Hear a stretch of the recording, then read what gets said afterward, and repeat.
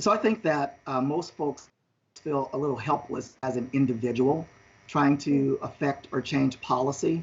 So can you speak to the role that advocacy plays as far as changing policy, creating more equitable playing field? Well, advocacy is a loose term. If you mean the creation of mass organizations, civil rights groups, to advocate these policies, that's essential. It won't happen otherwise, unless we stir things up, unless we make it uncomfortable to maintain present patterns of segregation. It won't change. If by advocacy you mean think tanks talking about all the policies that we should pursue in order to remedy this, that's going on now. It's been going on for a long time. I mean, any of us who want to have a voice, whether it's an individual or we work for an organization like Habitat for Humanity or other CDCs, what would you suggest? Well, keep in mind that even improving the conditions in low-income neighborhoods, if it reinforces segregation, has long-term costs that have to be weighed against the short-term benefits. That's one thing that organizations in the housing advocacy world need to keep in mind. Another thing that I think they need to do is to, well, I guess that's the main point I would make, is that, can I take a minute to give you an example of something that happened historically? In 1949, we had an enormous housing shortage after World War II. Returning war veterans were coming home from World War II. And President Truman wanted to vastly expand the National Public Housing Program. At the time, this is something I'm sure most of your viewers don't know, public housing was not for poor people. It was not mostly subsidized. White and black families both were living in segregated public housing projects. That's another aspect of this. The government segregated public housing projects, separate projects for whites, separate projects for blacks.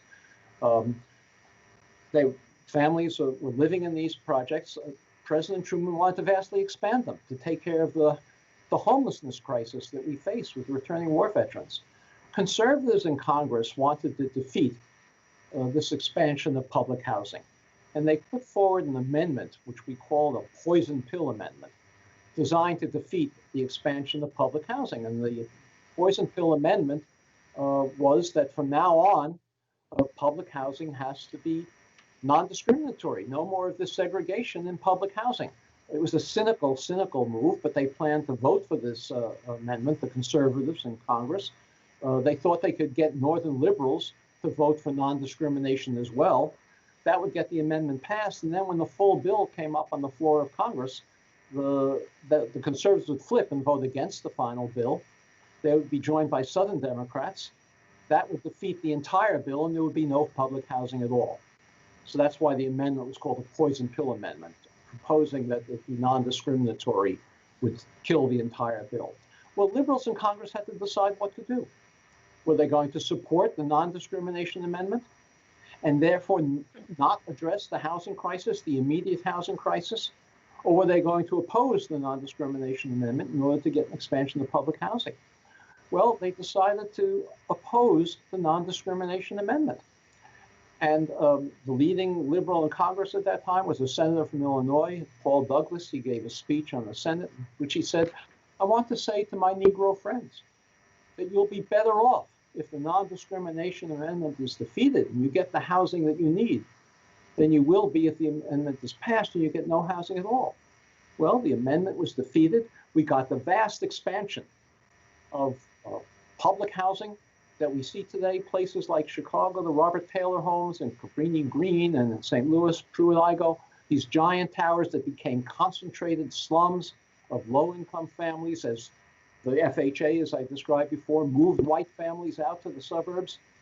Well, that was a short-term benefit that was gained at the cost of a long-term reinforcing of segregation to an extent not before known, that in the long term caused the achievement gap, the health disparities, the mass incarceration, and the political polarization that we have today. So we have to consider the long-term costs of segregation, as well as the short-term benefits of improving conditions, and we should do it. I'm not saying we shouldn't do that. Of course we should do it, improving conditions in low-income segregated neighborhoods, but we have to do both.